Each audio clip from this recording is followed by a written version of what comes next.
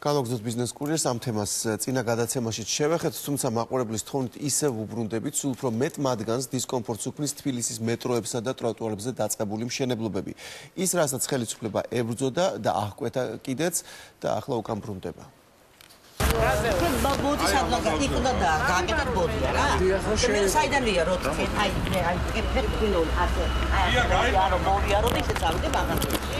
შარტავას 6 ნომრის მობინადრეები კერძო მესაკუთრეს კომერციული ფართის მშენებლობის ნებართვას არაძლევენ.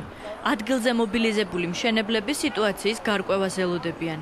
ნებართვა გასცა თბილისის მერიამ, არქიტექტურის სამსახურმა. ნებართვა გაცემულია 2014 წლის 15 იანვარს, 1 წლის ვადით. და ის საფუძველზეც მოვედი დღეს, რომ უნდა ტერიტორია შემოგვეღობა და მოსახლეობა არ გვაძლევს საშუალებას. ასე გამოიყურება ფოტომონტაჟი. შენობა არის 1 სართული ანტრესოლით. შეთანხმებულია პროექტი ნებართვა მშენებლობაზე გაცემულია. თბილისის მერიის მოპირდაპირედ ცენტრალურ ქუჩაზე მდებარე კორპუსის შესასვლელში 6 მეტრის სიმაღლის შენობის დადგმის უფლება მერიის არქიტექტურის სამსახურმა 2 თვის წინ გასცა. სადაა 52 კვადრატული მეტრი ფართობის მიწის ნაკვეთია, რომელიც კორპუსს ემიჯნება და ფეხით მოსიარულეთა გზას კეტავს. ეზოს მეორე ნახევარი კი მანქანით შემცვლელთათვის შლაგბაუმს ეთმობა. იკეტება ყველაფერი. ვერცერთ ფეხით მოსიარულეც რო შემოვიდეს, არა? ადამიანი აქ ეს როცა დაკეტილი იქნება, ქვემოდან უნდა გამოწეს, იმიტომ რომ ის სულ გადაკეტილი ვერ შემოვა. სახანძრო როცა რომ მოვიდეს, აქ რომ მანქანები იქნება ჩაყენებული, ფაქტიურად სახანძრო ვერ შემოვა, ან რო შემოატრიალოს რაღაცა სასწრაფო, იმიტომ რომ საღამოობით აქ მანქანები სამსახურები და რომ მოდიან. ამ ადგილას, მარტო ამ ადგილას საყენიო 4 მანქანა. პატრული აქ არის ზედამხედველობა, მითხრეს გააგრძელოს.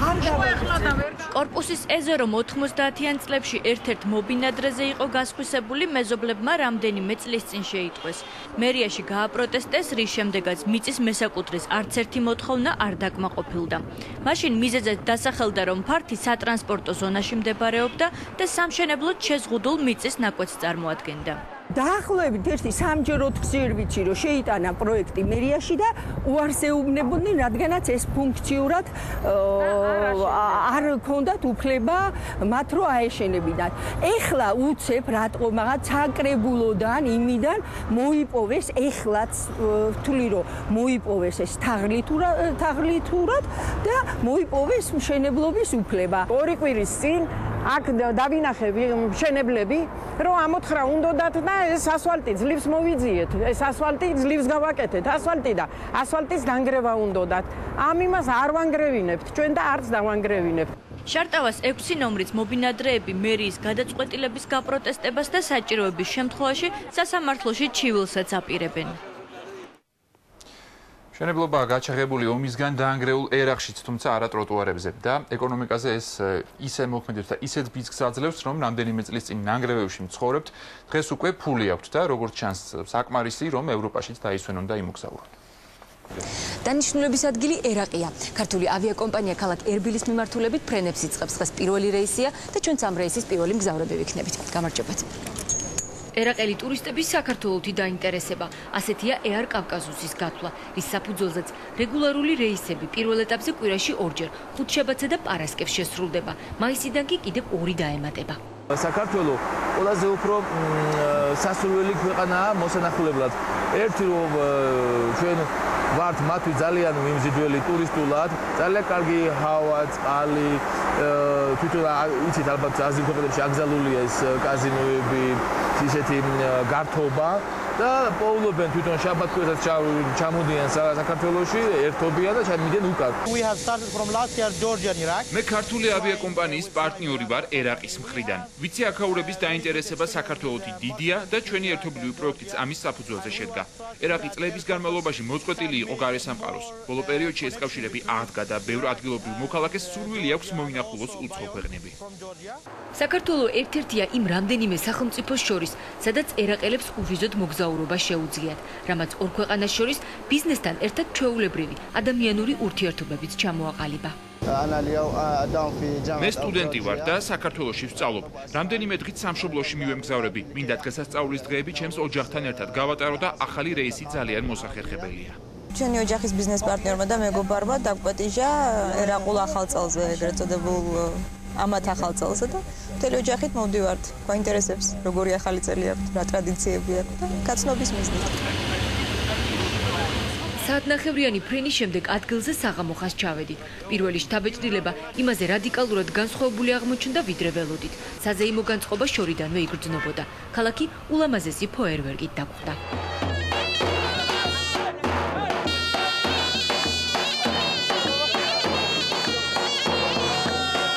საერთო სახალხო ზეიმი, რომელსაც დიდიც და პატარაც ქუჩაში ხვდება. ასე ხმაურიანად აღნიშნავენ ერაყელი ქურთები ნოვრუზ ბაირამს. აღმოსავლეთის ბევრი ქვეყნის მსგავსად, ქურთებისთვისაც ნოვრუზი გაზაფხულის, ახალი წლის დღესასწაულია. ამ დღეს დამწუხრებული ყოფნა ცოდვად ითვლება, ამიტომაც ყველა ცდილობს კარგ ხასიათზე იყოს. ქალბატონები ქუჩებში ეროვნულ ტანისამოსში ჩაცმულები გამოდიან, თუმცა საერთო მხიარულებაში მათი წვლილი შედარებით მოკრძალებულია.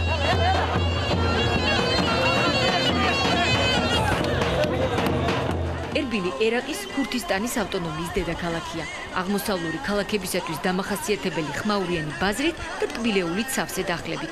თუმცა ალბათ ცოტამ თუ იცის, რომ უძველესია მსოფლიოს იმ ქალაქებს შორის, სადაც ცხოვრება არასოდეს შეწყვეტილა. ჩვენ ახლა ქალაქის ცენტრში ვიმყოფებით. სწორედ აქ მდებარეობს ერბილის ყველაზე მნიშვნელოვანი ტურისტული ღირსშესანიშნაობა.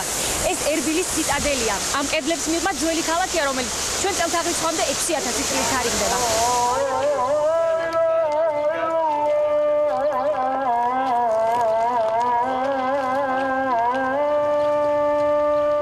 უძველეს მეჩეთში ღვთისმსახურება ისევ აღესრულება, თუმცა მოსახლეობა აქ უკვე აღარ ცხოვრობს. ციტადელი მთლიანად დამთვალიერებლების განკარგულებაშია. სამაგიეროდ ქალაქის გარეუბნები სამშენებლო მოედნებადაა ქცეული. აქ ახალი, თანამედროვე ერბილი შენდება. შეძლებული მოქალაქეები უპირატესობას სწორედ გარეუბნებს ანიჭებენ. უძრავი ქონებაც საკმაოდ ძვირია. მაგალითისათვის დაცულ უბანში ასეთი სახლი $300,000 ღირს. Capital of Kurdistan. ბოლო რამდენიმე წელია ქურთისტანის სწრაფი ტემპებით ვითარდება. აშენდა რამდენიმე ათეული მაღალი კლასის სასტუმრო და სავაჭრო ცენტრი. მოსახლეობაში გაჩნდა ფული. ეს კი ბიზნესისა და ინვესტირების კარგ პირობებს ქმნის. ფიქრობთ ტურიზმის განვითარებასაც.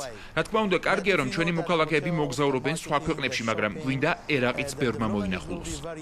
ადგილობრივი ხელისუფლების გეგმები ამბიციურია. რამდენიმე წელიწადში ქალაქი ერაყის ფინანსური ცენტრი და მეორე დუბაი უნდა გახდეს. ქართული ავიაკომპანიები შიშობენ, რომ ძლივს მოზიდულ ერაყელ ტურისტებს აქ მთავრობა არ შემოუშვებს და ვიზას არ მისცემს, რაც უკვე პრაქტიკად დამკვიდრდა. ყოველ რეიზზე ხდება დეპორტაცია მგზავრების, ტურისტების, რომლებიც შემოდიან, არ იციან ქართული, რუსული, ინგლისური და რა თქმა უნდა შეიძლება ტურისტმა ესენა ქართული არ იცოდეს. აქედან გამომდინარე, თუ ვერ პასუხობენ საზღვრის თანამშრომლებს რასაც კითხავს უსმენს საზღვარი, უკეთებენ დეპორტაციებს.